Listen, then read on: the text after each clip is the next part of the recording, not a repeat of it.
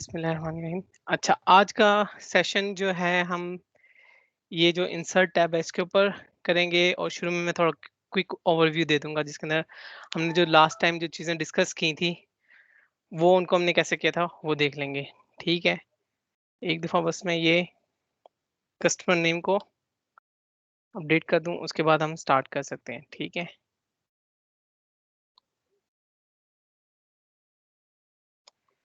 अच्छा ये मैंने इसको इसलिए इतना छोटा रखा हुआ है ताकि हम लोग जब सेशन को कंटिन्यू करें तो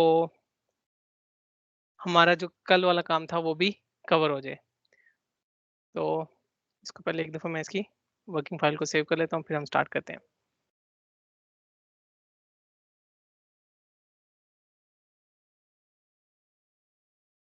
ऑप्शंस, डेस्कटॉप, ट्रेनिंग मैनुअल।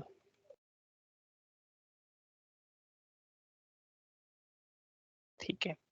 अच्छा, लास्ट टाइम हमने सबसे पहले पेस्ट ऑप्शंस को डिस्कस किया था कि हम किसी भी डाटा को मुख्तलिफ तरीकों से पेस्ट कर सकते हैं। ठीक है, हम उनको वैल्यू पेस्ट कर सकते हैं या सिंपल पेस्ट कर सकते हैं, फार्मूलाज पेस्ट कर सकते हैं। ठीक है, उनकी नंबर फॉर्मेटिंग कर सकते हैं या उनको ट्रांसपोज कर सकते हैं या सिर्फ हम नंबर और फॉर्मेटिंग फार्मूलाज वगैरह पेस्ट कर सकते हैं और एज अ पिक्चर भी पेस्ट कर सकते हैं। ठीक है, किसी भी चीज़ को जो हम काम कर रहे हैं तो एज अ पिक्चर के अंदर हम लिंक पिक्चर भी अपडेट कर सकते हैं और नॉर्मल पिक्चर भी अपडेट कर सकते हैं। फिर हमने फॉर्मेट पेंटर को डिस्कस किया था कि हम किसी भी चीज़ का फॉर्मेट किसी दूसरे सेल में पेस्ट कर सकते हैं, जैसे अभी मैंने फॉर्मेट पेस्ट कर दिया। ठीक है, फिर हमने ये इसको डिस्कस किया था, ये जो राइटिंग होती है कि जो आपकी वर्किंग है उसकी राइटिंग सेम होनी चाहिए, मोस्ट ऑफ लेस सेम होनी चाहिए, उसको डिफरेंट नहीं होना चाहिए और आप कोई भी राइटिंग रख सकते हैं। जैसे कि अभी इसके अंदर कॉमिक साइंस सेलेक्ट हुई है तो मैंने बताया था कॉमिक साइंस जो है नॉर्मली यूज़ नहीं होती, ना ये सर्च जो यूज़ होती है ये भी नहीं यूज़ होती। नॉर्मली जो यूज़ होती है या तो कैलिबरी यूज़ होती है या फिर जो टाइम्स रोमन यूज़ होती है या मैंने एक और का बताया था जो जी से कुछ बनती थी, गैंथम था कि क्या था। ठीक है, नॉर अभी हम जो है कैलिबरी ही यूज़ करेंगे फॉर दिस। ठीक है, क्योंकि डिफ़ॉल्ट जो आजकल माइक्रोसॉफ्ट की होती है वो कैलिबरी ही होती है। अच्छा, फिर हमने डिस्कस किया था कि कलर स्कीम को हमने बेसिकली डिस्कस किया था कि बस हम कौन-सा कलर कर सकते हैं। ठीक है, और यहाँ से बॉर्डर लगा सकते हैं। ठीक है जी, अगर इसको मैं किसी भी किस्म का बॉर्डर लगा सकता हूँ। ठीक है, थिक बॉर्डर लगा सकता हूँ। अब इस पे थिक लग गया होगा। ठीक है, मैं सिर्फ़ चाहूँ तो बॉटम पे लगा सकता हूँ, टॉप पे, लेफ्ट पे, राइट पे। ठीक है, डिफरेंट ऑप्शंस आ रही हैं, मैं उनको बॉर्डर लगा सकता हूँ। फिर मैंने इसको ये डिस्कस किया था कि इसका साइज़ छोटा और बड़ा कर सकते हैं और फिर हम टेक्स्ट को किसी भी सेल को या तो उसको उसकी पोज़ीशनिंग चेंज कर सकते हैं, या तो उसको बिल्कुल नीचे रख दें या उसको दरमियान में रख दें या यहाँ से टॉप पे रख दें। ठीक है, और फिर हमने यहाँ से डिस्कस किया था कि य यहाँ से हम इसको मिडल में कर सकते हैं, राइट पे कर सकते हैं, उधर कर सकते हैं। हमने ये भी क्लॉकवाइज़ वाली ऑप्शन भी डिस्कस की थी कि हम इसको क्लॉकवाइज़ भी रख सकते हैं, हम इसको एंगल क्लॉकवाइज़ में रख सकते हैं, पर ये जब ग्राफ बना रहे होते हैं तब ये ऑप्शन यूज़ होती है, नॉर्मली ये ऑप्शंस नहीं यूज़ होती। सेकंड, नॉर्मली ये ऑप्शन नहीं यूज़ हो रही थी। फिर रैप टेक्स्ट को मैंने डिस्कस किया था कि हम किसी भी टेक्स्ट को रैप कर सकते हैं यहाँ पे। ठीक है, और उससे जो है वो टेक्स्ट सेल के अंदर पूरा आ जाएगा। मर्ज और सेंटर की ऑप्शन को मैंने डिस्कस किया था और मर्ज को मैंने बताया था कि नॉर्मली हमें मर्ज को नहीं यूज़ करना चाहिए।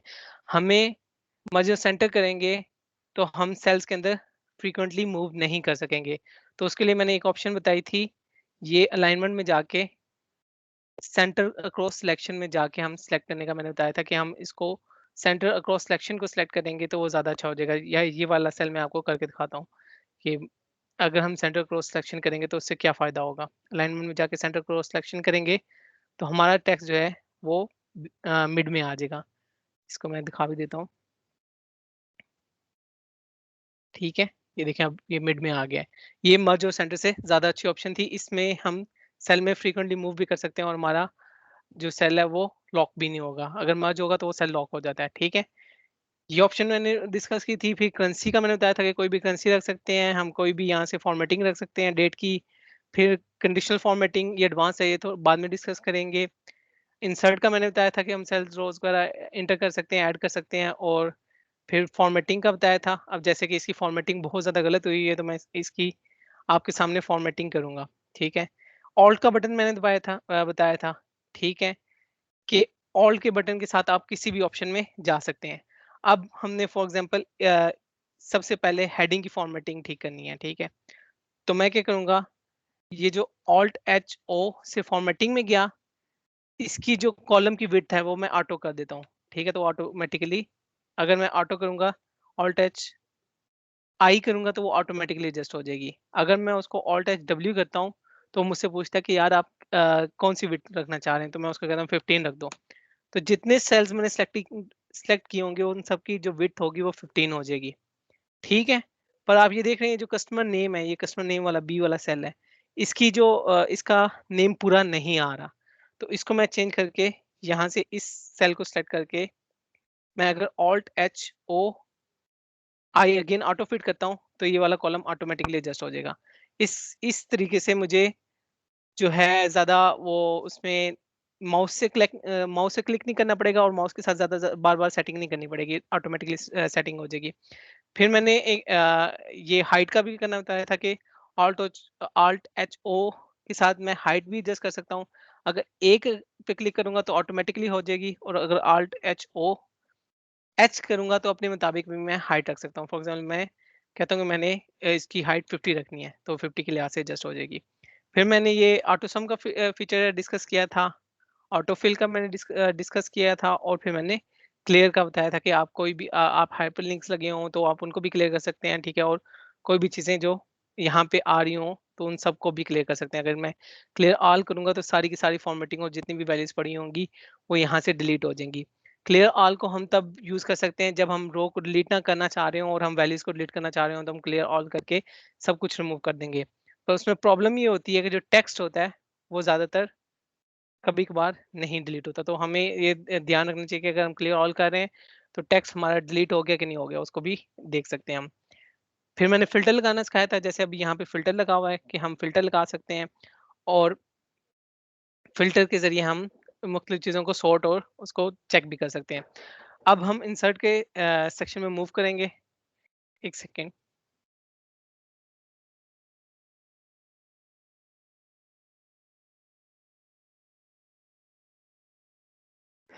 अच्छा, अब इसको ना अब मैं इसको एक दफ़ा सॉर्टिंग कर लेता हूँ सही से, ताकि ये क्लियरली विज़िबल हो जाए।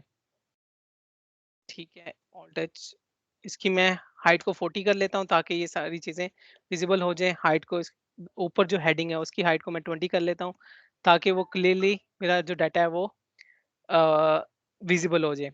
ठीक है, यहाँ पे जो आखिरी 4 सेल्स हैं इनकी हाइट को मैं विड्थ को मैं 15 रखता हूँ, ताकि जो है ये क्लियरली एक ही साइज़ के हों जो वैल्यूज़ आ रही हैं।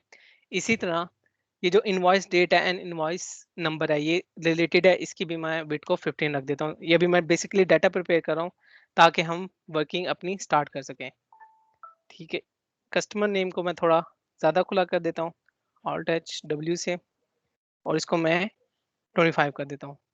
अब ये हमारा डाटा अवेलेबल हो गया है। ये आप सबको नज़र आ रहा है, इसके अंदर देखने में कोई प्रॉब्लम तो नहीं आ रही? अगर ये ज़ूम की ऑप्शन है, अगर डाटा रीड करने में प्रॉब्लम आ रही हो तो यहाँ यहाँ से आप ज़ूम भी कर सकते हैं। पर आपकी डाटा की सॉर्टिंग ऐसी होनी चाहिए कि आपके जो सारे सेल्स हैं वो इक्विवेलेंट हों। उनको आराम से बंदा पढ़ सकता हो। मैंने लास्ट टाइम भी बताया था कि आप जो हेडिंग्स हैं उनको अपर में रखेंगे, वो पढ़ना आसान होंगी, और आप जो नीचे डाटा होगा उनको नॉर्मल रहने दें, कोई मसला नहीं होगा। और मैंने अपर, लोअर और अपर, लोअर और अपर का फ़ॉर्मूला बताया था, लोअर का बताया था, और फिर मैंने प्रॉपर का फ़ॉर्मूला बताया था, जिसके अंदर प्रॉपर के फ़ॉर्मूले से हम इनको नॉर्मल टेक्स्ट में भी कन्वर्ट कर सकते हैं। जैसे आप देख सकते हैं अभी प्रॉपर में कन्वर्ट हो गया। ग्रुप एम, इसमें फर्स्ट लेटर को वो कैपिटलाइज़ कर देगा। सही हो गया? अब हम इंसर्ट टैब की तरफ मूव कर जाते हैं। पर उससे पहले सॉर्ट एंड फ़िल्टर के कुछ ऑप्शंस दिखाता हूँ कि सॉर्ट एंड फ़िल्टर से आप किसी भी तरह का डाटा चेक कर सकते हैं। जैसे कि ये अकाउंट ओपन डेट आ रही है, इससे हमें पता चलता है कि अकाउंट ओरिजिनली ओपन कब हुआ था। तो इस केस में ये देखें कि 1900 लिखा आ रहा है। अब 1900 का मतलब ये है कि ये अकाउंट जब शुरू का बना हुआ है, इसकी कोई अकाउंट की डेट नहीं है। अगर मैं इसको नंबर में कन्वर्ट करूं तो इसका वैल्यू 0 होगी। एक्सेल में जितनी भी डेट्स हैं वो एज ए नंबर के अंदर स्टोर होती हैं, उनका कोई ना कोई नंबर होता है। वो 1 से लेकर 0 से लेकर इंफिनिटी तक जाती हैं। अगर आज की डेट है ना, अगर मैं टुडे का फंक्शन लगा के आज की डेट भी करूं, ठीक है, तो उसको मैं अगर नंबर में कन्वर्ट करना चाहूँ तो मुझे वो बता देगा कि आज की डेट का नंबर ये है 442888। इसका मतलब ये है कि आज की डेट भी एज ए नंबर ही स्टोर हुई हुई है एक्सेल के अंदर। तो एक्सेल के अंदर जितनी भी डेट्स हैं वो एज ए नंबर स्टोर होती हैं। तो हमने किसी भी तो हमें पता है कि हम नंबर्स को आपस में माइनस भी कर सकते हैं और उसको ऐड भी कर सकते हैं और सब्ट्रैक्ट भी कर सकते हैं। तो मैं लेटर कभी डिस्कस करूंगा कि हम इसको कैसे डेट्स को सब्ट्रैक्ट कर सकते हैं मंथ वाइज, वीक वाइज। उसके लिए एक फॉर्मूला होता है डेटिव का, जो मैं बाद में डिस्कस करूंगा। अभी हम अकाउंट डेट के अंदर जो ये 1900 की वैल्यूज आ रही हैं जो कि रॉन्ग है, उनको हम सेट कर लेते हैं। जो 1900 में ओपन हुए हैं सारे अकाउंट्स, उनको मैं ऑल्ट का बटन दबा के डाउन का बटन प्रेस करूंगा तो मेरे पास ये ऑप्शंस आ जाएंगी यहाँ पे। ठीक है, मैं नीचे मूव कर सकता हूँ। यहाँ पे मैं अगर अनसेलेक्ट करूं और सिर्फ 1900 की वैल्यूज को सिलेक्ट करूं तो मेरे पास सारी की सारी 1900 की वैल्यूज आ जाएंगी। इधर मैं इनको मैन्युअली डेट दे देता हूं कि ये 1/20, ये एक, सॉरी, F2 के बटन के साथ हम किसी भी सेल को एडिट कर सकते हैं। 1/1/2018 की इसको मैं डेट दे देता हूँ। अब यही डेट मैंने नीचे कॉपी करनी हो ना, तो ये सब में कॉपी करने के लिए मैं यहाँ से डबल क्लिक करके फ्लैश फ्लैश फिल भी कर सकता हूँ। पर उसके अंदर प्रॉब्लम ये होगी कि जो फिल्टर डाटा होगा उसकी डेट भी ऑटोमेटिकली अपडेट हो जाएगी और हमारे सारे जो जितनी लाइंस हैं उनकी यही डेट हो जाएगी।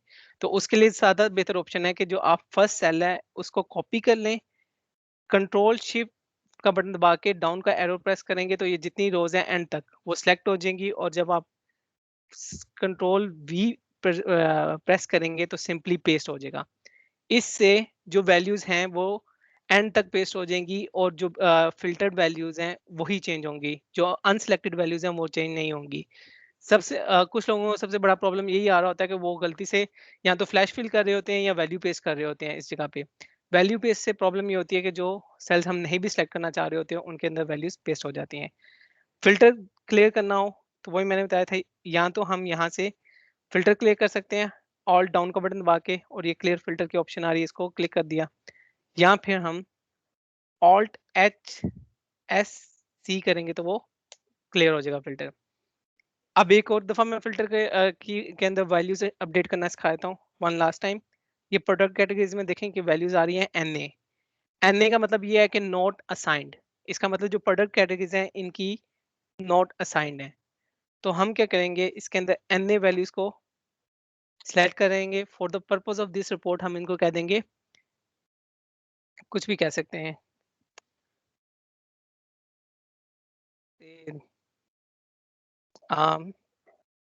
फाइल्स। ठीक है, इसको फाइल्स कह देते हैं। ठीक है, इसकी प्रोडक्ट कैटेगरी या फर्नीचर रख देते हैं। चलो फर्नीचर रख देते हैं इसकी प्रोडक्ट कैटेगरी। ठीक हो गया।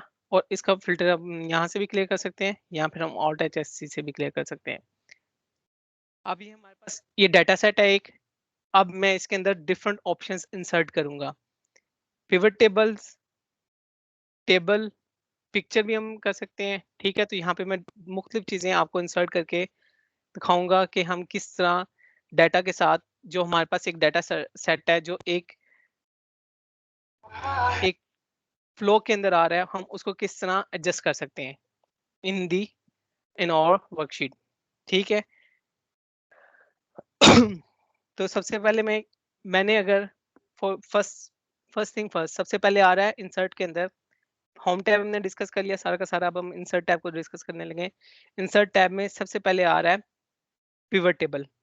ठीक है, अगर पिवट टेबल लगाना हो तो आपने जिस डाटा सेट के ऊपर पिवट टेबल लगाना है उसको सारे को सिलेक्ट करना है।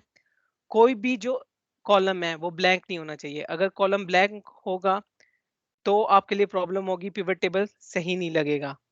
इसी तरह कोई भी जो हेडिंग्स है वो अगर नहीं होगी, हेडिंग अगर ब्लैंक होगी, फॉर एग्जांपल ऐसे होगी, तो वो पिवट टेबल प्रॉब्लम कर देगा। फॉर एग्जांपल अगर मैं लगा के देता हूँ आपको, अगर मैं दबाता हूँ Alt N, N for insert और वी फॉर पिवट, अब मैं पिवट लगाने की कोशिश करता हूँ नई शीट के अंदर, तो ये एरर देगा कि आपकी जो है जो लेबल हैं, लेबल कॉलम वो ऑर्गेनाइज नहीं है, उनके अंदर name, if you are changing the name of the pivot field you must type a new name for the field. वो बता रहा है कि जो फील्ड है उसका नेम मिसिंग है, तो यहाँ पे हम दोबारा इसका नेम ऐड कर देंगे तो ये पिवट टेबल हमारा लग जाएगा।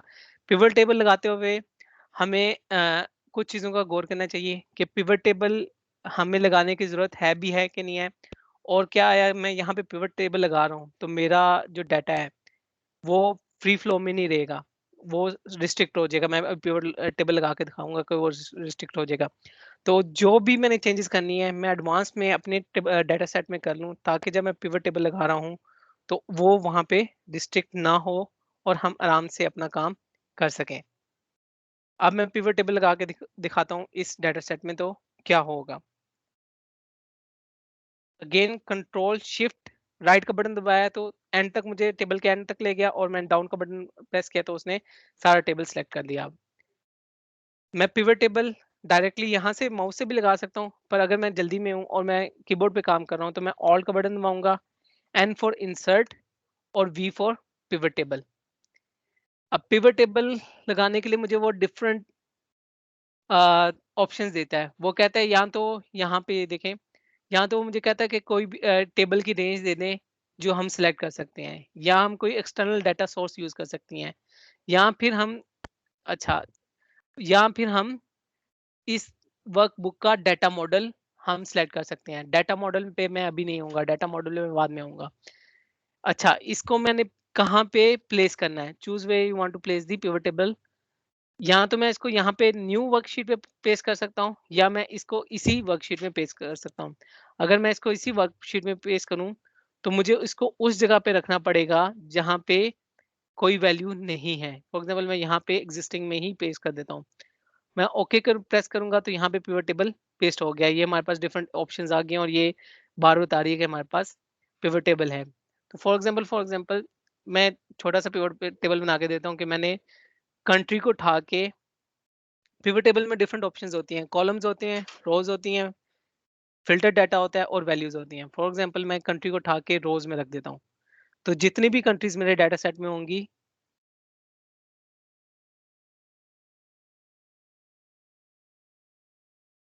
जितनी भी कंट्रीज मेरे डाटा सेट में होंगी वो एज ए कॉलम यहाँ पे रो की सूरत में एक ही कॉलम में शो हो जाएंगी।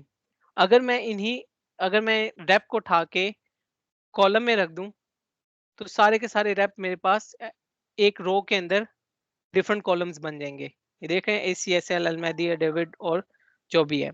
एक मिनट मैं इनके रैप्स के नेम चेंज कर दूं। ठीक है,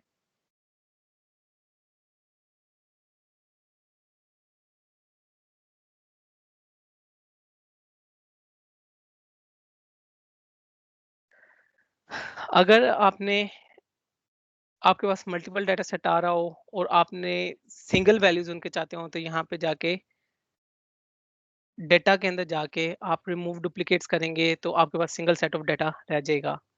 आप उनको कोई नया नाम देना चाह रहे हैं, जैसे मैं यहाँ पे देना चाह रहा हूँ, तो फॉर एग्जांपल रैप नंबर, अगर यहाँ पे रैप लिख देता हूँ और उनको कोई नंबर देना चाह रहा हूँ या मैंने नंबर दे दिया, और फिर मैं कॉन्कैटिनेट का फॉर्मूला बना के, ठीक है, बीच में अगर नंबर रखना चाह रहा हूँ तो कॉन्कैटिनेट का फॉर्मूला लगा के नंबर बीच में रख सकता हूँ।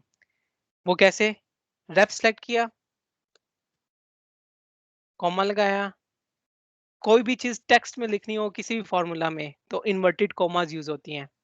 मैंने इन्वर्टेड कॉमास के अंदर फॉर एग्जांपल स्पेस डाली, XYZ लिखा, फिर स्पेस डाली, और फिर मैंने इसको 1 के साथ लिंक कर दिया। अब देखें यहाँ पे क्या शो हो रहा है, रेप XYZ 1। ठीक है, तो मैं कोई भी चीज यहाँ पे इन्वर्टेड कॉमास के अंदर लिखूंगा तो वो वहां पे शो हो जाएगी। फॉर एग्जांपल मैं लिखता हूँ टेक्स्ट, एग्जांपल मैं यहाँ पे लिखता हूँ टेक्स्ट टेस्ट, तो यहाँ पे रेप टेस्ट 1 लिखा आ जाएगा। ठीक है, तो मैं किसी भी तरह का यहाँ पे रैप को रख सकता हूँ। अब मैं इसको यहाँ से लेकर एंड तक टॉप पे ले जाऊंगा, रेप टेस्ट 1 1 2 3, यहाँ से डबल क्लिक करूंगा, फ्लैश फिल करूंगा तो एंड तक ये नंबरिंग अपडेट हो जाएगी। अब मेरे पास ये आ गए रेप टेस्ट 1 2 3 4 5 6 7 22 रेप आ गए। अब मैं इन रेप को रिप्लेस करना चाह रहा हूँ तो मैं सिंपली वी लुकअप लगाऊंगा। वी लुकअप फंक्शन बाद में देखेंगे कैसे लगता है, ठीक है, किसी और सेशन में, अभी हम वहाँ पे नहीं जाएंगे।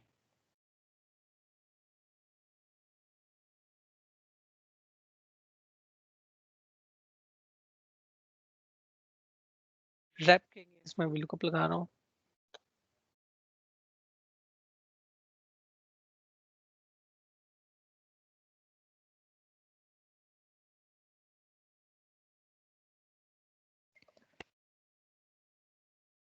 ये अब ये देखिए इस सेल पे फॉर्मूला लगा हुआ है, इसको नॉर्मली हम लोग जब रिपोर्टिंग पे काम कर रहे होते हैं ना तो हमें इसका डाटा उठाना पड़ता है वी लुकअप से बहुत ज्यादा।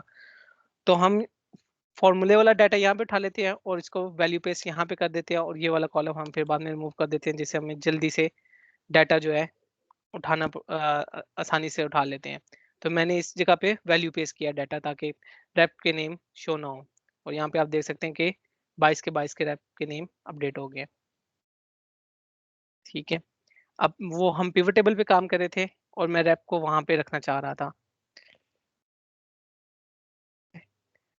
अगेन पिवट टेबल पे जाऊंगा तो मेरे पास ये फील्ड लिस्ट शो हो जाएगी। अगर ना शो हो रही हो तो यहाँ पे ये जो शो फील्ड लिस्ट आ रहा है इस पे मैं क्लिक करूंगा तो मुझे ये फील्ड लिस्ट यहाँ पे शो हो जाएगी।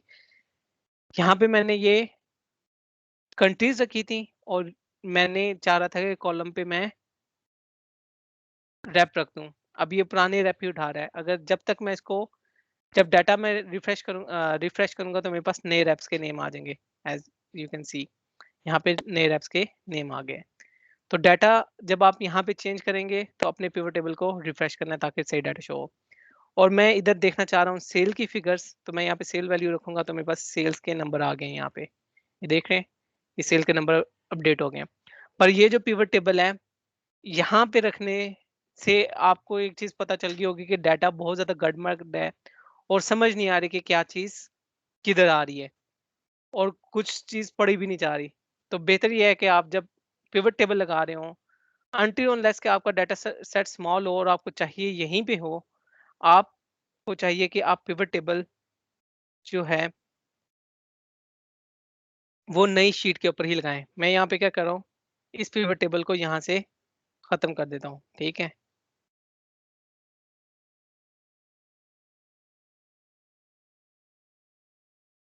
इसको यहाँ से मैं ऑल्ट एच डी सी करूँ तो यहाँ से मैं कट करके नई शीट पे ले जाता हूँ। ये पिवट टेबल ले गया, पर मुझे ये वाला पिवट टेबल इस तरह नहीं चाहिए था। मैं चाह रहा था कि ये वाला जो है ना पिवट टेबल सही तरीके से आए और इस तरह ना आए। तो मैं ये सारी चीजों को यहाँ से रिमूव कर दूंगा। ठीक है, और मैं चाहता हूँ कि इस पिवट टेबल का जो है ना नया डाटा सेट आए, ये वाला पुराने वाला डाटा नहीं। ठीक, तो यहाँ पे एनालाइज की ऑप्शन आ रही है। ठीक है, ये चेन डाटा सोर्स आ रहा है, मैं चेन डाटा सोर्स पे क्लिक करूंगा और मैं जिस रेंज का डाटा उसके अंदर पेस्ट करना चाह रहा हूँ वो पिवट टेबल के अंदर सेलेक्ट रेंज करके ओके करूंगा तो मेरे पास नया डाटा सेट आ जाएगा। अब पिवट टेबल को मैं बता रहा था डिफरेंट ऑप्शंस को, तो सिंपल सिंपल मैं करूंगा इसके अंदर, यहाँ पे मैं रख देता हूँ इनवॉइस डेट। ठीक है, कि हम और यहाँ पे मैं रख देता हूँ सिंपल सेल्स वैल्यू। अब आपको ये क्लियरली नजर आ रहा होगा कि ये वाले तरीके से हम पिवट टेबल का ज्यादा अच्छा इस्तेमाल कर पा रहे हैं। इसको मैं थोड़ा नीचे रख देता हूँ कट करके। जनवरी के अंदर हमारी इतनी सेल हुई है, फरवरी के अंदर हमारी इतनी सेल हुई है, मार्च के अंदर हमारी इतनी सेल हुई है, और जून के अंदर इतनी हुई है, और टोटल हमारी सेल इतनी हुई है। अब मैं कॉस्ट देखना चाह रहा हूँ, कॉस्ट को उठा के मैं वैल्यू पे रखूंगा तो हमारे पास कॉस्ट आ गई। मैंने हमारा जो मंथ एमपीआर है वो पहले से कैलकुलेट किया हुआ है, वो यहाँ पे कैलकुलेट करके रख दूंगा तो ये हमारे पास एमपीआर आ जाएगा। परसेंटेज जो है मैं यहाँ पे नहीं कैलकुलेट कर पाता, क्योंकि जो परसेंटेज है वो पिवट टेबल परसेंटेज वाले को एज इट इज वैल्यूज को यहाँ पे नहीं रख रहा, वो खुद से कैलकुलेट नहीं करता। उसके लिए यहाँ पे एक ऑप्शन होती है, कैलकुलेट फील्ड की ऑप्शन होती है, फील्ड आइटम में कैलकुलेट फील्ड की, उससे हम परसेंटेज कैलकुलेट कर सकते हैं। ये न्यू फील्ड को इसका फॉर्मूला मैं यहाँ पे दे दूंगा कि ये रियलाइज प्रॉफिट, इसका फॉर्मूला मैं दूंगा रियलाइज प्रॉफिट, ठीक है, realise divided by sales value. और जब मैं ओके प्रेस करूंगा, रियलाइज सेल्स वैल्यू, यहाँ पे एक ब्रैकेट मिसिंग है, अच्छा वो सही से उसको पिक नहीं कर पा रहा।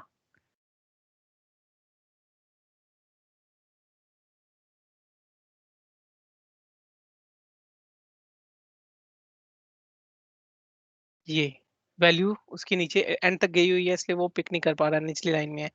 इसके नीचे मैं यहाँ पे जाके अब डिवाइड का बटन दबा के सेल्स वैल्यू से करूंगा तो वो मुझे, वो इसके नीचे जा रही है तो इसलिए नजर नहीं आ रही। ओके प्रेस करूंगा तो अब फील्ड वन, ये हमारी परसेंटेज यहाँ पे कैलकुलेट होगी है। तो जो पिवट टेबल है उसकी प्रॉब्लम ये होती है कि वो हमें डायरेक्टली जो है वो कैलकुलेट नहीं करने देता। हमें मैन्युअली जब कैलकुलेट करना हो तो हमें एनालाइज में जाके ये जो फील्ड आइटम वाली लिस्ट है इसमें जाके फॉर्मूला ऐड करना पड़ता है। इसको मैं यहाँ पे एम्पियर परसेंटेज कह दूंगा तो ये एम्पियर परसेंटेज आ जाएगी। और इसको मैं पिवट टेबल के अंदर मैं किसी भी चीज का नाम देना होगा मैं दे सकता हूं, पर मैं सेम नाम नहीं दे सकता। पिवट टेबल का प्रॉब्लम ये है कि मैं सेम नाम नहीं दे सकता जो फील्ड का ऑलरेडी नाम था उसके अंदर, हेडिंग के अंदर। जब मैं सेम नाम दूंगा तो वो मुझे देगा, एरर देगा कि pivot table name already exist, तो ये प्रॉब्लम करेगा। इसलिए हमें इसको डिफरेंट नाम देना पड़ेगा। तो इसको मैं नाम दूंगा टोटल कॉस्ट, और यहाँ पे मैं नाम दूंगा टोटल सेल्स, ताकि ये हमारा हो सके। और इसको मैंने अब दरमियान में करना होगा तो मैं क्या करूंगा, ऑल्ट एच एम सी पे क्लिक करूंगा तो ये दरमियान में हो जाएगा, ए सी ये वाली ऑप्शन लेके आएगा। ऑल्ट एच ए एम करूंगा तो वो ऊपर वाला दरमियान वाला ऑप्शन आ गया, ठीक है। इस पेपर को मैं कहता हूँ मंथली, यहाँ पे मंथ लिख देता हूँ तो ताकि पता चल जाए कि ये मंथ्स के नंबर है हमारे, ठीक है। इससे हमने काफी आसानी से मंथली हमने प्रॉफिट कैलकुलेट कर लिया विदाउट एनी हैसल। हमारे पास इतनी बड़ी लाइन, इतने ज्यादा डाटा था जिसके अंदर तकरीबन 4000 43,000 लाइन थी, और पिवट टेबल ने हमें उनको सिंपली 6 लाइनों के अंदर हमें प्रॉफिट कैलकुलेट करके दे दिया इस जगह पे। अब मैं चाहता हूँ कि यार मैं जो ये मंथली प्रॉफिट है ना, मैं ये नहीं देखना चाह रहा था। इसको मंथ मंथ के नंबर्स को ना मैं यहाँ पे देखना चाहता हूँ कॉलम में, और जो इनवॉइस डेट है उसको मैं ईयर्स में यहाँ पे ना मैं इसको ईयर्स में देखना चाह रहा हूँ, ठीक है, कि पूरे साल का इधर आ जाए और जो है मंथ का यहाँ पे आ जाए, ठीक है। फॉर एग्जांपल यहाँ पे अभी इनवॉइस डेट वाइज आ गया है तो इतना बड़ा हो गया। तो मैं डेट को ना, किसी भी डेट को यहाँ पे जाके क्लब कर सकता हूँ, ग्रुप के ऑप्शन में जाऊंगा, ठीक है। इसको नंबर ऑफ डेज में कर सकता हूँ, क्वार्टर में कर सकता हूँ। फॉर एग्जांपल क्वार्टर कर लेते हैं, क्वार्टर ज्यादा अच्छी ऑप्शन है। क्वार्टर में मैं क्लब कर देता हूँ, ग्रुपिंग कर देता हूँ ना, तो ये क्वार्टर वाइज डाटा शो हो जाएगा, ठीक है। आप देख रहे हैं यहाँ पे एक क्वार्टर की रो आ गई है। तो मैं क्या कर सकता हूँ कि मंथ की वैल्यूज को यहाँ पे राइट पे मूव कर दिया और इनवॉइस डेट को यहाँ पे मूव कर दिया, तो मेरे पास क्वार्टर वाइज डाटा ऊपर शो हो जाएगा, ठीक है। अब ये वाली प्रेजेंटेशन तो इतनी अच्छी नहीं है, उसने क्या किया है कि जनवरी फरवरी मार्च जून, फिर उसने टोटल कॉस्ट को कर दिया, लैदा लैदा कर दिया, तो इतना ज्यादा तो मैं डाटा नहीं देख सकता। क्वार्टर सिर्फ 2 ही है, तो मैं क्या करूंगा, मंथ को यहाँ पे मूव कर दूंगा, और क्वार्टर को यहाँ तो मैं इधर रख दूं। ये टॉप क्वार्टर पहले आता है ना, यहाँ तो क्वार्टर को मैं यहाँ पे रख दूं, यहाँ क्वार्टर को मैं उठा के कॉलम में रख दूं, तो मेरे पास क्या होगा, ज्यादा बेहतर प्रेजेंटेशन आ जाएगी। अब ये जो टोटल्स आ रहे हैं ना, टोटल्स ये प्रॉब्लम क्रिएट कर रहे हैं, तो मैं क्या करूंगा, ये जो डिजाइन की ऑप्शन है यहाँ पे जाके ग्रैंड टोटल्स के अंदर ऑफ फॉर मैं करूंगा रोज और कॉलम, तो मेरे पास टोटल डिलीट हो जाएंगे। पर मेरे पास तो नीचे वाले टोटल भी डिलीट हो गए हैं, तो मैं नीचे वाले टोटल नहीं डिलीट करना चाह रहा था। तो मैं दोबारा पिवट टेबल पे क्लिक करूंगा, ऑल्ट जे वाई जी, जो ग्रैंड टोटल है यहाँ पे डिजाइन के अंदर जो ग्रैंड टोटल है जी की पे क्लिक किया, और मैं ऑन फॉर सिर्फ रोज करता हूँ तो दूसरी तरफ आ गया, ऑल्ट जे वाई जे जी कॉलम करता हूँ तो मुझे कॉलम के नीचे उसने टोटल सारे उठा के दे दिए, तो ये ज़्यादा मेरे लिए आसानी हो गई है। पर क्वार्टर्स को मंथ के नीचे रखना ज़्यादा अच्छी ऑप्शन है। एक चीज़, आप सिंपली क्वार्टर वाइज डाटा देखना चाहें तो उसको प्लस पे क्लिक करेंगे तो आपको क्वार्टर वाइज डाटा भी यहाँ पे शो करवा देगा, जैसे वो भी करवा रहा है। ये वाला ज़्यादा बेहतर तरीका है। इसके अंदर हम देख सकते हैं कि क्वार्टर वाइज टोटल क्या है और हमारा दूसरा भी टोटल क्या है। अब डिज़ाइन के अंदर हम डिफरेंट ऑप्शंस को और एक्सप्लोर कर लेते हैं। ये वाली फॉर्म जो है ये टेबुलर कॉम्पैक्ट फॉर्म है। हम इसको आउटलाइन फॉर्म में भी देख सकते हैं। आउटलाइन फॉर्म में जो होगा, मंथ नेक्स्ट रो में चल जाएगा, क्वार्टर पहले रो में आ जाएगा। ठीक है? रो में पहले नंबर पे यही था ना और दूसरे नंबर पे ये था, तो उसने फर्स्ट पे क्वार्टर कर दिया है, दूसरे पे मंथ कर दिया है। ये चीज़ें खेलने से आती हैं। इनके साथ जितना पिवट टेबल के साथ खेलेंगे उतना ज़्यादा आपको सीखने को पड़ेगा। अभी ये मैं बेसिक लेवल का पिवट टेबल सिखा रहा हूँ, ज़्यादा एडवांस पे नहीं जा रहा। ठीक है? कॉम्पैक्ट आउटलाइन फॉर्म, कॉम्पैक्ट जो नॉर्मल फॉर्म थी, आउटलाइन फॉर्म थी, और टेबुलर फॉर्म को ना हम क्लासिक फॉर्म भी कहते हैं। टेबुलर फॉर्म ज़्यादा आसान है काम करने के लिए, क्योंकि ना वो हर रो डाटा को एक नई रो में पेश कर रहा है और हमें यहाँ पे लाइंस भी शो हो रही हैं। कॉम्पैक्ट फॉर्म प्रॉब्लमेटिक होती है। वो सारे जो कॉलम्स और होते हैं, जो हेडर्स होते हैं, उन सारों को एक ही रो में मूव कर देता है और या एक ही कॉलम में मूव कर देता है, जिसके अंदर हमें देखना बहुत ज़्यादा मुश्किल हो जाता है डाटा को। तो वो ज़्यादा रिलायबल नहीं रहता और ज़्यादा ईज़ी टू यूज़ नहीं रहता। ठीक हो गया? ये रिपोर्ट फॉर्म होगी, ये रिपोर्ट की फॉर्म होगी कॉम्पैक्ट फॉर्म, आउटलाइन फॉर्म और टेबुलर फॉर्म। हम नेक्स्ट फॉर्म सेलेक्ट कर सकते हैं, रिपीट ऑल आइटम लेबल्स। अब यहाँ पे देखें, ये जो है ना, ये क्वार्टर एक जगह ही लिखा आ रहा है, 2 जगह नहीं लिखा आ रहा।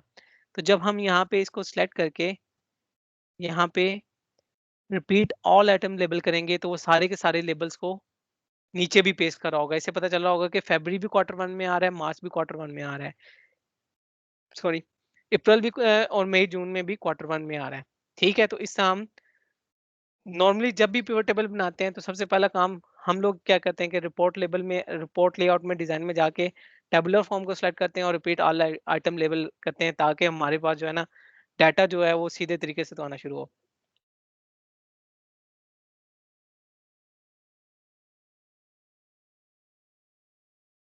जो नेक्स्ट हम काम करते हैं पिवट टेबल के अंदर, वो ये होता है ग्रैंड टोटल्स का।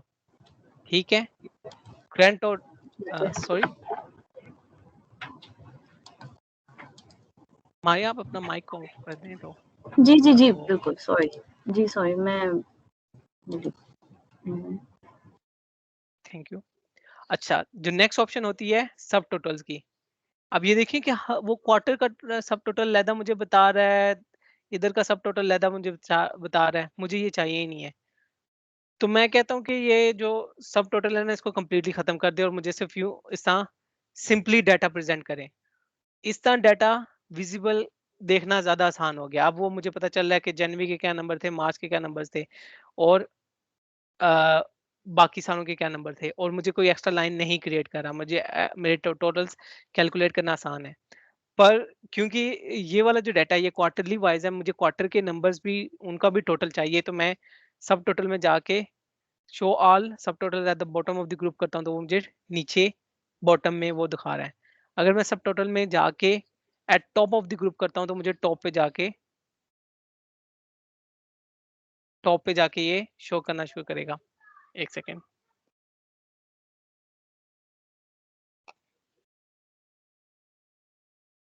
ये उसने टॉप पे अभी नहीं करके दिखा था, पता नहीं क्यों। डू नॉट शो, इसकी कोई बैक एंड पे कुछ सेटिंग हुई है जिसकी वजह से नीचे ही क्वार्टर को नीचे ही शो कर रहा है। नॉर्मली अगर इस तरह की ऑप्शन हो तो वो टॉप पे जाके दिखाएगा, ये टॉप वाली ऑप्शन से। ठीक है? अच्छा, ये तो हमारा हो गया सिंपल। हमने अभी जो ये इसको डू नॉट शो सब टोटल ही रखते हैं। अच्छा, नेक्स्ट चीज आ गई कि हम अपने डाटा में कैलकुलेट क्या करना चाह रहे हैं। ठीक है? फॉर एग्जांपल ये टोटल सेल्स हम कैलकुलेट कर रहे हैं, तो ये हमारा जो डाटा सेट था, जितनी हमारी सेल हुई थी उसने उसको क्लब कर दिया है। यहाँ पे हमें वो टोटल सेल्स बता रहा है, पर मैं कह रहा हूँ कि मुझे टोटल सेल नहीं चाहिए। मुझे ना वो एवरेज बताए कि एवरेज सेल कितनी है, ओवर द मंथ्स। तो मैं जब एवरेज करता हूँ ना, तो मुझे एवरेज सेल बता देगा कि average number of sales for all the customer इतनी है। ठीक है, ये मैं यहाँ पे एक कॉलम और ऐड कर लेता हूँ ताकि हमारे पास ये कैलकुलेट करना ज़्यादा आसान हो जाए। ठीक है, ये मैं सेल्स वैल्यू का एक आधा कॉलम और ऐड कर देता हूँ। हम ये कर सकते हैं, टोटल सेल्स दिखा रहे हैं, इसके बाद दोबारा हम सेल्स दिखा सकते हैं और उसके अंदर कोई भी कैलकुलेशन कर सकते हैं। तो मैं राइट क्लिक करता हूँ, समराइज वैल्यूज एज, काउंट करता हूँ, तो मुझे बताया था कि कितने नंबर ऑफ कस्टमर्स थे इस पीरियड में। फॉर एग्जाम्पल अगर मैं यहाँ पे जाके अपने नॉर्मली जो हम काम करते हैं कि हमने देखना होगा कि कितने नंबर ऑफ लाइंस थी उसके अंदर, तो हम क्या करते हैं कि हम जाते हैं इनवॉइस डेट के अंदर, हम जाके फिल्टर कर लेते हैं और जनवरी को जाके सेलेक्ट करते हैं, तो और जाके फिर हम जहाँ यहाँ पे कैलकुलेट करते हैं तो वो हमें बताता है कि जी इतने नंबर ऑफ लाइंस थी 6983। पर पिवट टेबल क्या करता है, वो हमें एक ही सेकंड में ये सब कुछ कैलकुलेट करके दे देता है कि काउंट बता देता है कि इतनी नंबर ऑफ लाइंस थी। ठीक है, मैंने पहले बताया था कि जो नंबर होता है उसकी कोई करेंसी नहीं होती और वो पॉइंट्स में नहीं हो सकता, या तो वो एक होगा या दो होगा। कभी ऐसा नहीं हो सकता कि 2.3 लाइन है या 2.4 लाइन है, इससे क्वांटिटी है 2.4 नहीं हो सकती, 2.5 नहीं हो सकती। तो इसको मैं क्या करूंगा, नंबर में जाके इसको यहाँ से भी मैं डेसिमल प्लेसेस जीरो कर सकता हूँ, या सिंपली मैं यहाँ से भी डेसिमल प्लेसेस जीरो कर सकता था। ठीक है, और करेंसी में करने के लिए मैं यहाँ पे जाके यहाँ पे भी नंबर सेलेक्ट कर सकता था। ठीक है, मैं माउस से इसलिए करके दिखा रहा हूँ ताकि आपको पता हो कि मैं क्या कर रहा हूँ। वरना जो आप लोगों ने प्रैक्टिस यूज करनी है वो ऑल्ट वाली प्रैक्टिस यूज करनी है, ऑल्ट वाली। ऑल्ट पे क्लिक रहेंगे, एच पे जाएंगे, N4 पे क्लिक करेंगे और यहाँ पे नंबर आ जाएगा।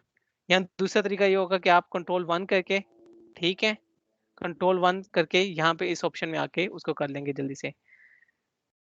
ऑल्ट वाला तरीका हमें ज़्यादा मुश्किल लगेगा, पर वो over the period of time जब आप ज़्यादा से ज़्यादा काम करेंगे एक्सेल के ऊपर, ऑल्ट के बाद जो आपके पास फार्मूला के ऊपर काम करना ज़्यादा आसान हो जाएगा। आप कोई भी काम जो है ना ज़्यादा आसानी से कर सकते हैं। फॉर एग्जांपल मैंने इसको करेंसी में कन्वर्ट करना होगा ना, मैं क्या करूँगा, ऑल्ट एच ए एन और यहाँ से सीधा मैं पाउंड का साइन लगा दूंगा तो पाउंड लग जाएगा। मुझे माउस यूज़ करने की ज़रूरत नहीं पड़ी। तो ऑल्ट की ऑप्शन ज़्यादा बेहतर होती है।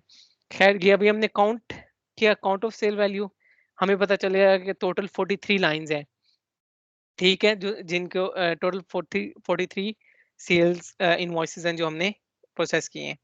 ठीक है, अब इसके अंदर भी एक कैच है, वो कैच हम नेक्स्ट टाइम देखेंगे कि ये वैल्यू क्यों गलत है और हमारी एग्जैक्ट वैल्यू क्या आनी चाहिए, वो हम नेक्स्ट टाइम डिस्कस करेंगे।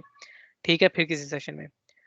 अच्छा, अब नेक्स्ट चीज़ मैं चाहता हूँ कि अच्छा, सेल्स वैल्यू तो मैंने कैलकुलेट कर दी है। अब मैं ना इसके अंदर काउंट भी कर लिया मैंने, तो मैं इसके अलावा मैं एवरेज भी कैलकुलेट कर सकता हूँ। तो मुझे बता देगा एवरेज सेल्स जो है ना हमारी इतनी है, 662 पर कस्टमर। ठीक है, यहाँ पर वो जो उसने बैकएंड पे अपने कैलकुलेशन की होगी। इसके अलावा मैक्सिमम वैल्यू भी हम कैलकुलेट कर सकते हैं कि मैक्सिमम वैल्यू मंथ के अंदर मैक्सिमम 77,000 की सेल थी, वो हमें बता देगा कि मैक्सिमम जो सेल हुई है वो इतनी हुई है एक कस्टमर के लिए, एक लाइन के लिए। जो यहाँ पे 43,000 लाइन्स है ना, उसके अंदर जो मैक्सिमम एक लाइन की सेल हुई है जनवरी के अंदर, वो उसने हमें बता दिया कि एक लाइन की जनवरी के अंदर 77,000 हुई है और अप्रैल के अंदर सबसे ज़्यादा हुई है जो 645,000 है। अगर मैं यहाँ पे जाके गेन राइट क्लिक करके मिनिमम पे सेलेक्ट करूंगा तो वो मिनिमम वैल्यू बता देगा। वो बता रहा है, ये देखें 62,000 की माइनस की सेल हुई है, 188,000 की माइनस में सेल हुई है। ये कोई रिटर्न आई होगी जिसको वो एज ए माइनस में शो कर रहा है। ठीक है,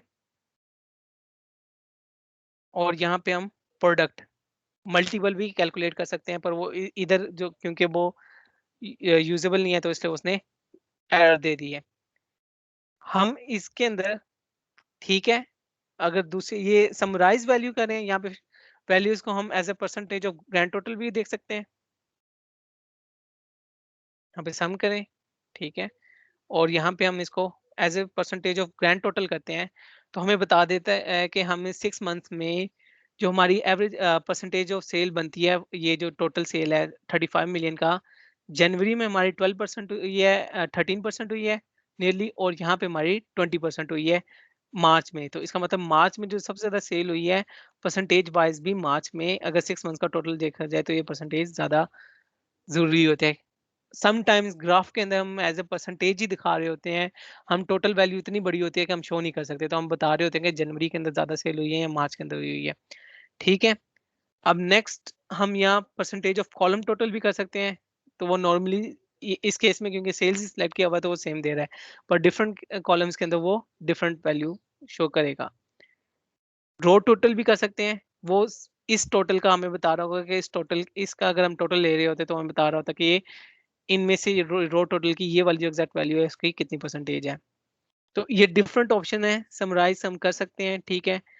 इसके अंदर हम डिफरेंस भी ले सकते हैं, परसेंटेज भी कर सकते हैं, रनिंग टोटल भी कैलकुलेट कर सकते हैं, ठीक है। वो कहता है कि रनिंग टोटल के अंदर क्या होगा कि वो इन सबको ऐड करता जाएगा month wise. For example 4.6 million पहले मंथ में थी, सेकंड मंथ में 495 4.9 मिलियन हुई, उसको जब हमने ऐड किया तो उसने 9.5 बना दिया, उसके अंदर बाद में जाके उसने 1 उसने 16 मिलियन बना दिया, फिर उसने 23 मिलियन बना दिया इस लाइन के ऊपर, ठीक है, और फिर आगे यूं कंटिन्यू होती रहेगी, ठीक है। पर वो क्वार्टर वाइज इस केस में उसने क्वार्टर वाइज रनिंग टोटल दे दिए कि क्वार्टर के अंदर रनिंग टोटल इतने आ रहे हैं, ठीक है। Show values as running total percentage, ठीक है, मंथ्स को मैंने किया तो फिर उसने दोबारा ये परसेंटेज वाइज दे दिया, पर वो क्वार्टर को यहाँ टोटल कर रहा है, ठीक है, क्वार्टर का टोटल यहाँ पे बता रहा है, ठीक है। उसके बाद यहाँ पे रैंकिंग भी हम कर सकते हैं, फॉर एग्जांपल हम इसको स्मॉलेस्ट टू लार्जेस्ट की रैंकिंग दें तो हमें बता रहा है कि क्वार्टर के अंदर सबसे ज्यादा जो कम सेल है वो जनवरी के अंदर हुई है। हम इसको लार्जेस्ट टू स्मॉलेस्ट वाली रैंकिंग करेंगे तो हमें बताएगा कि सबसे ज्यादा सेल जो है मार्च में हुई है, देख रहे हैं आप, तो वो मार्च की रैंकिंग 1 कर रहा है। अगर मैं क्वार्टर को हटा देता हूँ ना तो फिर वो ज्यादा अच्छा शो करेगा, अब वो ज्यादा अच्छा शो कर रहा है। अब वो बता रहा है कि मार्च के अंदर सबसे ज्यादा रैंकिंग सेल हुई है, दूसरे नंबर पे मई में हुई है, तीसरे नंबर पे वो अप्रैल में हुई है। ये रैंकिंग का फायदा होता है, रैंकिंग बड़े काम की होती है, और कभी कभार हमें जब डैशबोर्ड बना रहे होते हैं तो हमें रैंकिंग बड़ी काम आती है। इसके अलावा मोर ऑप्शंस में भी जाके हम मुख्तलिफ ऑप्शंस यहाँ पे लगा सकते हैं, पर मोर और लेस ये सेम ही होती हैं जो वहाँ पे हमारे पास आ रही होती हैं, ठीक है। तो इनको सेम ही चीज़ें चल रही होती हैं। तो ये बेसिक पिवट टेबल था, हम पिवट टेबल कोई भी लगा सकते हैं। मैंने क्या किया था, मैं दोबारा बता देता हूँ। मैंने क्या किया था, इनवॉइस डेट के लिहाज से डाटा उठाया और उसको मैंने ग्रुप कर लिया क्वार्टर और मंथ के लिहाज से। मैं चाहूँ तो इनवॉइस एग्जैक्ट इनवॉइस डेट के हिसाब से भी डाटा चेक करना हो तो मैं यहाँ पे अनग्रुप करूंगा डाटा को, तो वो एग्जैक्ट इनवॉइस नंबर के हिसाब से मुझे डाटा दे देगा, ठीक है। और अगर मैं चाहता हूँ कि अच्छा यार मुझे ये उस तरह तो डाटा दे ही रहा है, मुझे ये कंट्री इनवॉइस डेट के हिसाब से नहीं चाहिए, मुझे कंट्री के हिसाब से चाहिए, तो मैं कंट्री को यहाँ पे रख दूंगा और यहाँ पे इसको मूव कर दूंगा, ठीक है। और अगर मैं कहता हूँ कि मुझे कंट्री का मंथली डाटा चाहिए तो फिर मैं क्या करूंगा, इनवॉइस डेट को यहाँ पे रख के इसको मंथ्स, इसको मैं पहले ग्रुप कर चुका हूँ तो इसलिए वो मंथ्स शो कर रहा है, तो इसलिए मैं इनवॉइस डेट को यहाँ पे अनमूव कर देता हूँ, ठीक है। तो उसने मंथली हर कंट्री का डाटा दे दिया है। अब यहाँ पे एक ऑप्शन यूज कर सकते हैं, एक्सपैंड एंटायर फील्ड से और कोलैप्स एंटायर फील्ड की, ठीक है। कोलैप्स करेंगे ना तो सारे कंट्रीज का ना वो एक कॉम्पैक्ट फॉर्म में डाटा दे देगा, ठीक है, कंट्री वाइज डाटा दे देगा।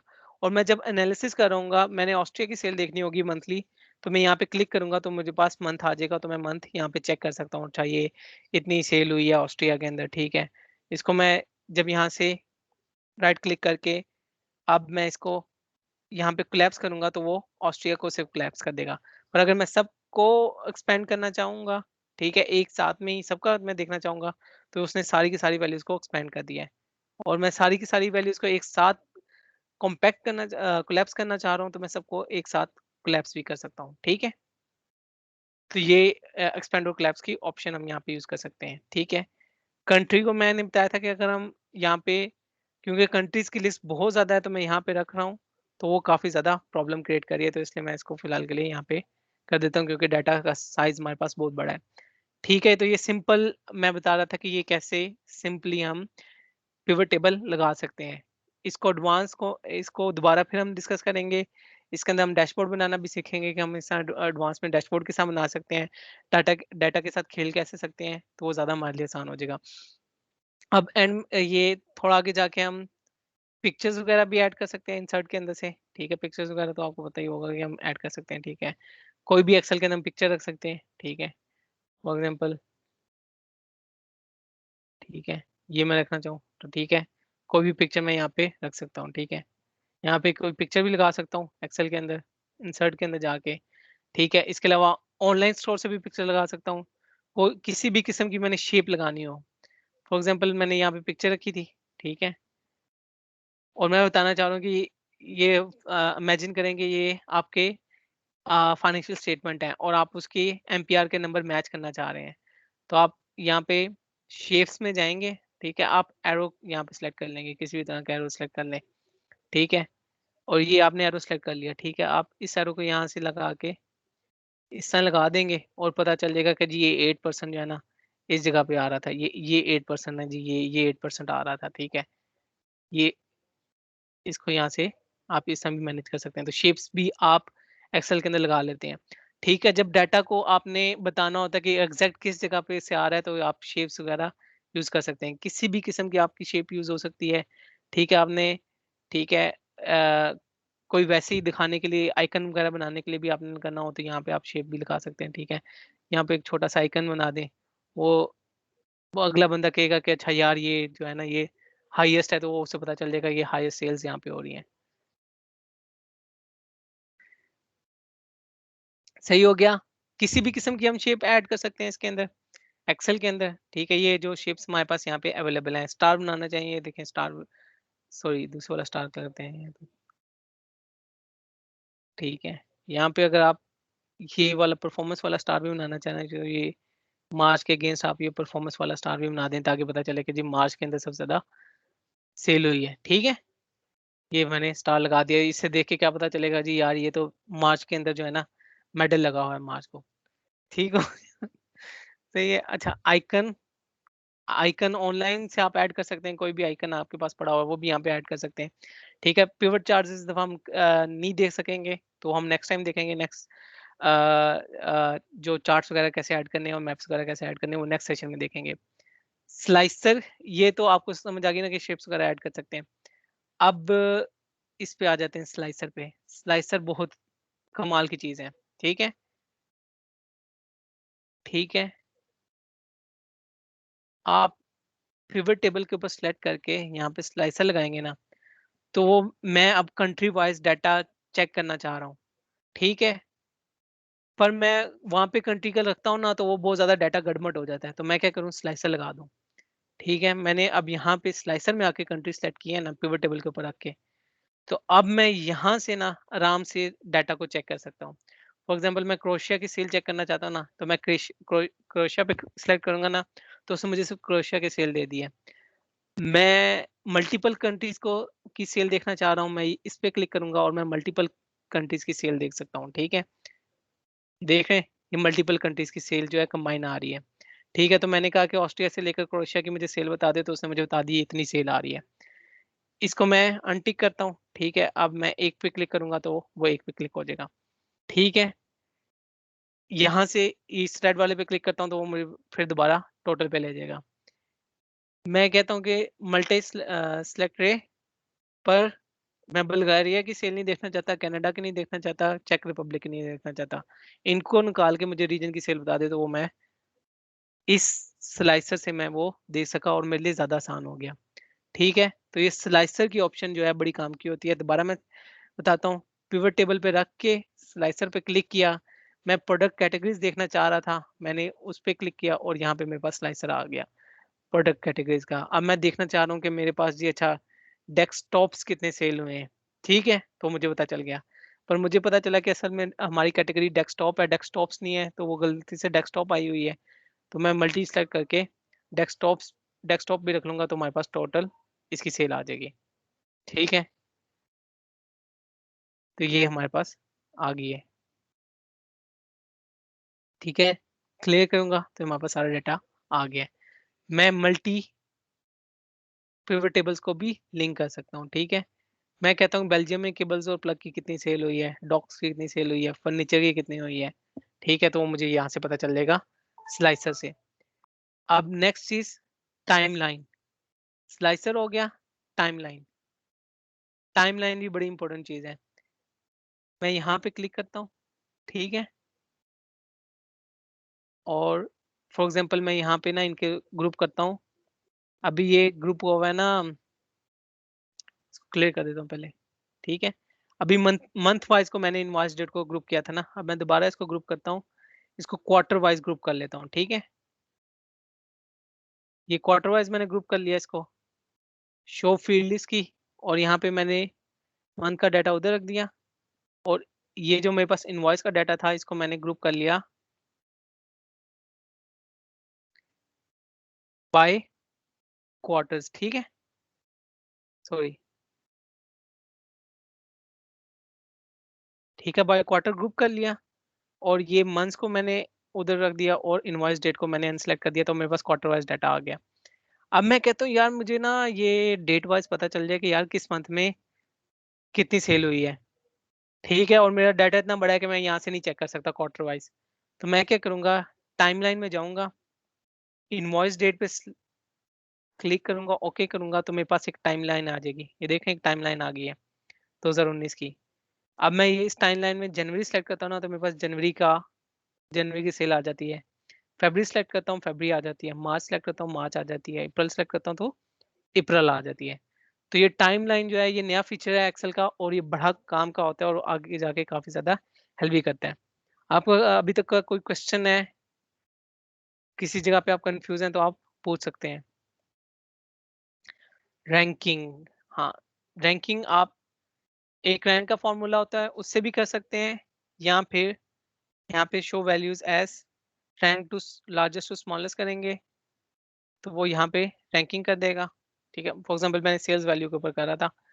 ठीक है, सेल्स वैल्यू के ऊपर जाके सेल के लिहाज से मैंने रैंकिंग करनी है।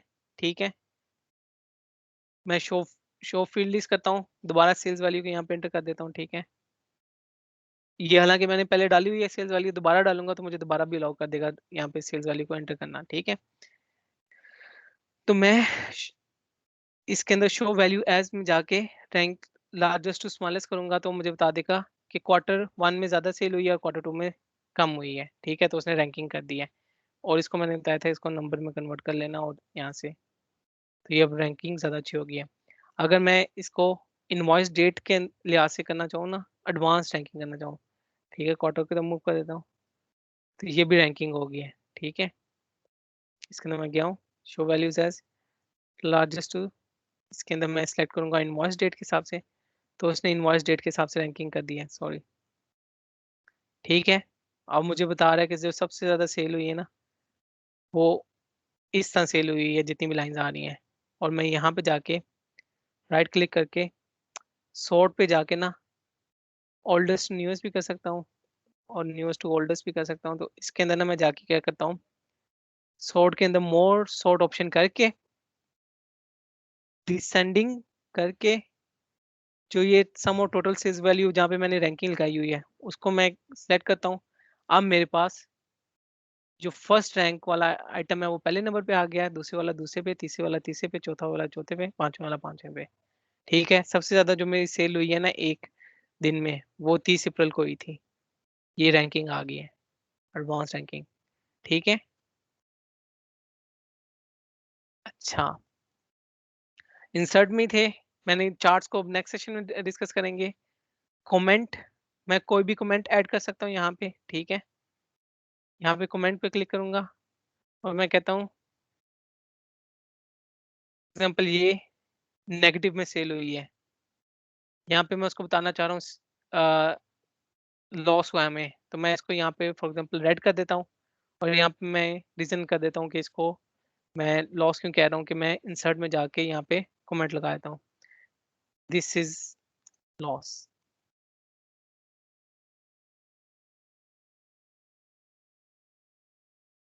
Customer cancelled one line for which MSP MPR was higher as a result. This resulted in loss. ठीक है, इससे हमें क्या पता चल गया कि हमें पता चल गया कि ये लाइन जो एक लाइन उसने ऑर्डर की हुई थी जिसकी वजह से हमें प्रॉफिट हो रहा था, तो हमने उसको सप्लाई कर दी। उसने एक लाइन कैंसिल कर दी और वो हमने वापस भेज दी, और इस एक लाइन की वजह से हमारा लॉस, जो हमें प्रॉफिट होना था वो लॉस हो गया। तो ये स्ट्रेटेजी में होता है। इसके अलावा कोई भी टेक्स्ट बॉक्स के अंदर हम डालना चाहें, टेक्स्ट बॉक्स के अंदर हम डाल सकते हैं। ठीक है, यहाँ पे कोई भी टेक्स्ट लिख सकते हैं। अच्छा, इस टेक्स्ट को फॉर्मेटिंग डिफरेंट तरीके से भी कर सकते हैं। ठीक है, ये अभी इस तरह आ रही है, इसको हम यहाँ से फॉर्मेटिंग करके ना कलर इसका, ठीक है, कोई भी कलर भी रख सकते हैं और यहाँ पे कुछ भी टाइप कर सकते हैं। प्रॉफिट एनालिसिस, ठीक है, प्रॉफिट एनालिसिस को कह दिया। ठीक है, इसको प्रॉफिट एनालिसिस भी कह सकते हैं। ठीक है, ये कमेंट का बॉक्स डाल दिया हमने। ठीक है, इसको डिलीट कर देते हैं।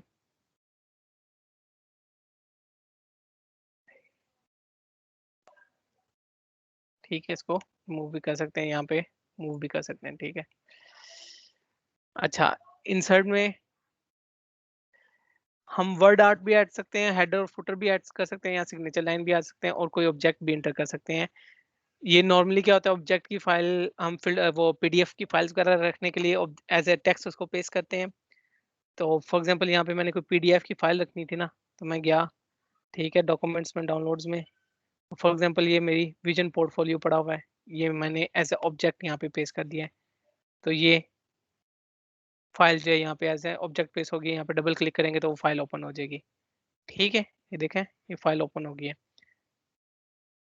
इसको छोटा भी कर सकते हैं, तो एज ए ऑब्जेक्ट भी किसी भी फाइल को पेस्ट कर सकते हैं। मैं दोबारा पेस्ट करके दिखाता हूँ। टेक्स्ट में गए, एज एन ऑब्जेक्ट कोई भी फाइल हम यहाँ पे उसको यहाँ पे पेस्ट कर सकते हैं। ठीक है, एज एन ऑब्जेक्ट। डाउनलोड्स में गए, मैं कह रहा हूँ कि मैं ये रखना चाह रहा हूँ, क्या कहते हैं, मैं ये अपनी ये अपनी पिक्चर रखना चाह रहा हूँ एज एन ऑब्जेक्ट। ठीक है, तो एज एन ऑब्जेक्ट मैंने पिक्चर रख दी है। ठीक है, तो ये सामने शो नहीं होगी जब तक मैं ओपन नहीं करूंगा, जब ओपन करूंगा तो मेरी पिक्चर शो हो जाएगी। ठीक है, ये पिक्चर शो होगी। सही हो गया, तो इसका हम चेक कर सकते हैं। सिंबल्स में किसी भी किस्म का हम सिंबल्स यहाँ पे रख सकते हैं। ठीक है, इक्वेशन रखना चाहें हम यहाँ पे इक्वेशन कैलकुलेट कर सकते हैं। ठीक है, ये इक्वेशन रखनी चाहिए। ठीक है, ये इक्वेशन हमने यहाँ पे लगाई और यहाँ पे हमने रख दी, एज एन इक्वेशन शो हो जाएगी। कोई भी किसी भी किस्म की हम इक्वेशन बनाना चाहें वो हम यहाँ पे रख सकते हैं। ठीक है, एज ए सिंबल के तौर पे। ठीक है, वो इक्वेशन जो लगी होगी ना, वो यहाँ पे जो ऑलरेडी लगी हुई है वो भी रख सकते हैं। ठीक है, या उसके अलावा कोई भी हम इक्वेशन यहाँ पे लिख के खुद राइट करके यहाँ पे लिख भी सकते हैं। ये इक्वेशंस जो है ये नॉर्मली मैथ वाले लोग जो है ना यूज करते हैं।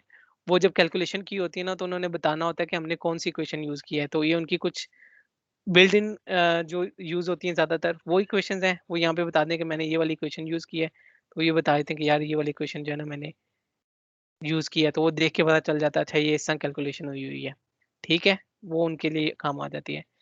और लास्ट में जो है सिंबल है। ठीक है, सिंबल बड़े काम के होते हैं। ठीक है, फॉर एग्जांपल मैं यहाँ पे बताता हूँ सिंबल।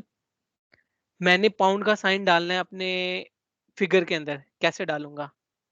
मैं सिंबल में जाऊंगा, ये पाउंड आ रहा है, मैंने इंसर्ट किया और ये मेरे पास पाउंड आ गया। ठीक है, अब मैं लिखूंगा 22, तो ये 22 पाउंड आ गया। ठीक है, इसमें पाउंड का साइन डला हुआ है। I am going to get 22। अब मैं यहाँ पे लिखना चाह रहा हूँ पाउंड। ठीक है, तो मैं सिंबल्स में जाऊंगा और यहाँ पे मैं पाउंड सेलेक्ट करूंगा, तो अब पाउंड लिखा आ जाएगा इसके अंदर। ठीक है, ये देखें 22 पाउंड लिखा आ गया। पाउंड की जगह मैंने कोई और सिंबल डालना था, फॉर एग्जांपल मैंने एट द रेट का सिंबल डालना था, मैंने मल्टीप्लिकेशन डालनी थी, मैंने ग्रेटर देन इक्वल टू को डालना था। ठीक है, तो मैं ऐसा कर सकता हूँ, ठीक है। लास्ट टाइम एक फॉर्मूला रह गया था हमारी साइड से, वो था टैक्स का, ठीक है। टैक्स का फॉर्मूला बड़ा इंपॉर्टेंट होता है। टैक्स के फॉर्मूले से अभी मैं सिर्फ इंट्रोडक्शन करवा रहा हूँ, अब मैं सेशन एंड करने लगा हूँ। पहले बहुत ज़्यादा ओवर हो गया, तो बस मैं अभी सेशन खत्म करने लगा हूँ, ठीक है। टैक्स के फॉर्मूले से हम किसी भी वैल्यू को किसी भी फॉर्मेटिंग में कर सकते हैं। फॉर एग्जांपल मैं इसके इस नंबर के बैक साइड पे 4 ज़ीरो लगाना चाह रहा हूँ, पर एक्सेल मुझे नॉर्मली अलाउ नहीं करेगा, ठीक है, 3362 करने से, ठीक है। यहाँ तो मैं यहाँ पे जाके टेक्स्ट सेलेक्ट करूँ, ये यहाँ पे टेक्स्ट आ रहा है, उसको सेलेक्ट करूँ और फिर लिखूँ, तो वो टेक्स्ट में कन्वर्ट हो जाएगा। पर इस केस में ना काफ़ी ज़्यादा मसला होता है, ठीक है, टेक्स्ट के अंदर ना फिर फॉर्मूला लगाना बड़ा मुश्किल हो जाता है। तो मैं क्या करता हूँ, मैं सिंपली टेक्स्ट का फॉर्मूला लगा के इस वैल्यू को सिलेक्ट करता हूँ और इसकी फॉर्मेटिंग ये रख देता हूँ कि शुरू में 4 ज़ीरोज़ आएँ और फिर ये वैल्यू आ जाए, ठीक है। तो मैंने 8 डिजिट में कन्वर्ट कर दिया, ठीक है। 8 ज़ीरो लगाए तो उसने शुरू में 4 ज़ीरो पेस्ट कर दिए और यहाँ पे ये आ गया। अगर मैं फॉर एग्जांपल कहता इधर जो है सिंबल, अब सिंबल का भी मैं और इसमें ऑप्शन दिखा देता हूँ। इधर सिंबल वो लगाए, ठीक है। फॉर एग्जांपल यहाँ पे मैं नंबर रखना चाहूँ, ठीक है। तो यहाँ पे वो, ठीक है, नंबर नंबर नंबर के, तो उसने यहाँ पे के का साइन लगा दिया, ठीक है। इसको किसी भी ऑप्शन में मैं चेंज कर सकता हूँ। फॉर एग्जांपल मैं कहता कि यार इसको मंथ और डेज में कन्वर्ट करते, तो वो इसी वैल्यू को मंथ और डे में कन्वर्ट कर देगा, ठीक है। अगर मैं इसको कहता कि इसी वैल्यू को वो डे में कन्वर्ट कर दे, ठीक है, तो वो डे में कन्वर्ट कर देगा। 15 मार्च 2019 मैंने पहले बताया था कि एक्सेल में हर जो नंबर होता है उसकी वो डेट में कन्वर्ट हो सकता है। ये देखें यहाँ पे अगर मैं इसका करूँगा ना, तो ये शॉर्ट डेट यही बनेगी 15/19/09। यहाँ पे उसने वो टेक्स्ट के फंक्शन ने उसको डेट में कन्वर्ट कर दिया। अगर इसको किसी भी फॉर्मेट में मैं रखना चाहता हूँ ना, तो मैं टेक्स्ट के फंक्शन के साथ उसको उस फॉर्मेट में आसानी से कन्वर्ट कर सकता हूँ, ठीक है। फॉर एग्जांपल मैंने इसको लिखना था DD000, तो शुरू में वो इसके अंदर वो एरर करा है, सॉरी। इसको मैंने फॉर एग्जांपल करना था कि ये शुरू में ये वैल्यू आए और आगे ये वैल्यूज आए, एंड पे 1 1 आ जाए। तो मैंने टेक्स्ट का फंक्शन लगाया तो एंड पे 1 1 1 आ गया और उसके आगे जो नंबर था वो एग्जैक्टली आ गया। तो टेक्स्ट का फंक्शन जो है किसी भी वैल्यू को किसी टेक्स्ट में कन्वर्ट करने के लिए और किसी भी वैल्यू में कन्वर्ट करने के लिए यूज होता है। और इस ये जब हमने ज्यादातर वी लुकअप या कोई फॉर्मूला लगाना होता है ना, तब हम टेक्स्ट का फंक्शन यूज कर रहे होते हैं। अभी तक किसी का कोई क्वेश्चन है तो बता दें, हम फिर सेशन को एंड कर लेते हैं। आज हमने पिवट टेबल को और साथ थोड़ी सी इंसर्ट के ऑप्शंस को डिस्कस किया है। किसी का कोई क्वेश्चन है, कोई चीज पूछना चाह रहा है, तो वो मोर देन वेलकम।